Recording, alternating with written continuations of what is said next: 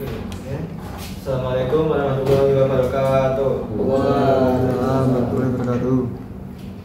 Selamat siang anak-anak, kembali lagi bertemu sama saya. Sama.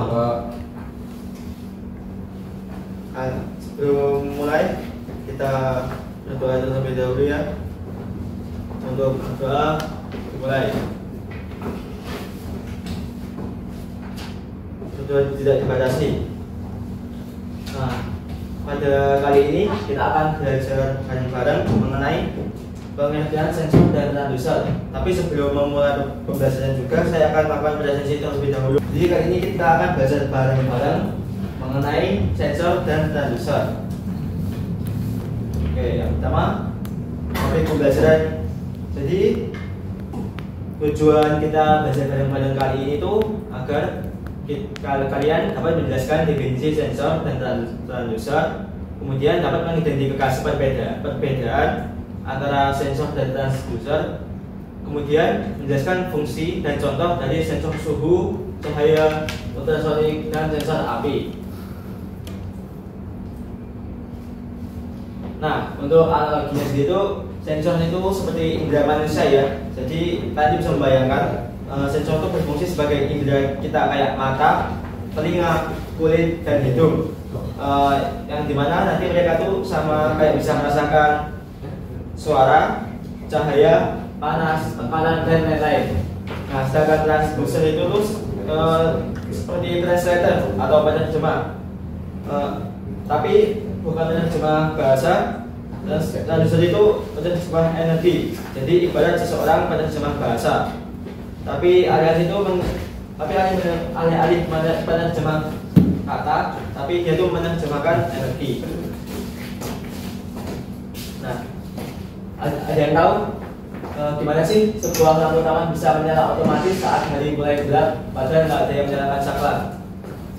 Menggunakan sensor. Oke, menggunakan sensor ya. Ini apa sih sensor? Nah, sensor itu merupakan suatu perangkat elektronik yang dirancang untuk mengenali atau mendeteksi adanya perubahan pada kondisi fisik di lingkungan sekitar. Setelah mendeteksi perubahan tersebut, sensor akan mengkonversi menjadi sinyal listrik yang merepresentasikan besaran yang terdeteksi.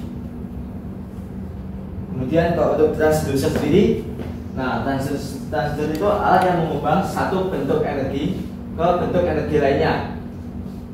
Nah, tapi semua sensor itu termasuk transducer karena mereka mengubah energi fisik menjadi sinyal listrik. Tapi nggak semua transducer itu merupakan sensor. Nah, dari penjelasan tadi, ada yang tahu nggak perbedaan sensor dan transducer selain dari definisi? Mas Susnul tahu? Tidak, Pak. Ada yang tahu ya? Oke. Tidak, Pak. Nah, jadi itu ada beberapa perbedaannya, ada beberapa aspek. Yang definisi yang tadi yang sudah saya jelaskan. Kemudian ada fungsi utama. Nah, fungsi utama sensor itu deteksi dan pengukuran. Kalau transducer, konversi dan transmisi energi atau sinyal. Nah, kalau dari arah energi sendiri, sensor itu pertama itu energi fisik yang ada di sekitar dirubah menjadi sinyal listrik. Kalau transducer bisa energi fisik ke beberapa energi, dari energi listrik, mekanik, suara. Nah, kali ini kita akan bahas 4 sensor. Pertama itu ada sensor suhu LM35. Nah, sensor suhu sendiri itu memiliki fungsi untuk mengukur suhu di lingkungan sekitar. Cara kerja dari sensor LM35 bekerja berdasarkan perubahan suhu yang mempengaruhi tegangan output. Nah, sensor itu memiliki karakteristik output linear, yaitu setiap kenaikan suhu 1 derajat Celcius akan meningkatkan tegangan sebesar 10 mV. Kemudian untuk yang kedua, sensor cahaya. Nah, fungsi dari sensor cahaya itu mendeteksi intensitas cahaya di sekitarnya. Cara kerja LDR itu, LDR sendiri itu resistor yang nilai hambatannya menurun saat terkena cahaya. Jadi sensor cahaya LED ini ketika saat gelap hambatannya tinggi tapi arusnya kecil. ketika saat terang hambatannya itu rendah, arusnya besar. Sensor ini biasanya digunakan dalam rangkaian pembagi tegangan yang menghasilkan sinyal analog berdasarkan tingkat pencahayaan. Kemudian ada yang ketiga, sensor ultrasonik HCSN04. Nah, fungsinya itu untuk mengukur jarak antara sensor dan objek di depannya menggunakan gelombang ultrasonik atau suara frekuensi tinggi. Dari cara kerja sensor ini sendiri itu memiliki dua komponen utama, ada pemancar dan penerima. Ada dua mata itu di gambarnya. Nah, trigger sendiri itu mengirim gelombang ultrasonik. Nah, kemudian gelombang itu memantul jika ada objek di depannya. Nah, kemudian echo atau penerima itu dia akan menerima pantulan dan menghitung waktu tempuh. Yang terakhir adalah sensor api. Nah, sensor api itu memiliki fungsi mendeteksi nyala api berdasarkan cahaya inframerah yang dipancarkan oleh api. Cara kerja sensor api ini tuh biasanya menggunakan fotodioda IF atau fototransistor yang peka terhadap panjang gelombang sekitar 160 nanometer sampai 1100 nanometer. Nah, itu tadi itu 160 nanometer sampai 1100 nanometer itu spektrum khas yang dipancarkan oleh api. Ketika nyala api terdeteksi, maka sensor menghasilkan sinyal logika digital low atau high yang bisa langsung digunakan oleh microcontroller sendiri. Nanti ada diskusi kelompok ya. Jadi saya bagi dua kelompok, yang pertama Mbak Hanandita, Mbak Asna, dan Mas Rafael, kemudian Mas Husnul dan Mas Aulia. Nah, sensor apa aja yang sering digunakan dalam sistem keamanan rumah? Nah, oke, ini ada quiz ya. Jadi akan saya tunjuk dari yang sudah saya jelaskan tadi.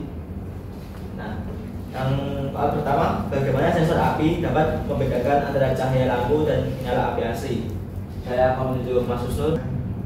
Soal yang kedua, mengapa penting bagi sensor untuk memiliki output sinyal listrik, bukan hanya perubahan fisik biasa? Mas Ilham bisa jawab.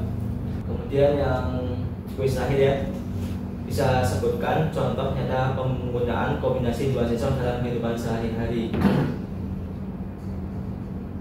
Mbak Asna bisa menjawab. Jadi pada pembahasan kali ini tuh sensor adalah perangkat yang mendeteksi perubahan fisik seperti suhu, cahaya, atau jarak dan mengubahnya menjadi sinyal listrik. Sementara transducer yaitu mengubah satu bentuk energi menjadi bentuk lain. Semua sensor adalah transducer, namun tidak semua transducer adalah sensor. Dan tadi dari 4 sensor, ada sensor suhu LM35, LDS untuk cahaya, HCSN04 untuk jarak, dan sensor api untuk deteksi nyala api. Mereka semua itu memiliki peran penting dalam sistem otomasi ya. Jadi dan juga bisa juga penggabungan beberapa sensor dalam satu sistem.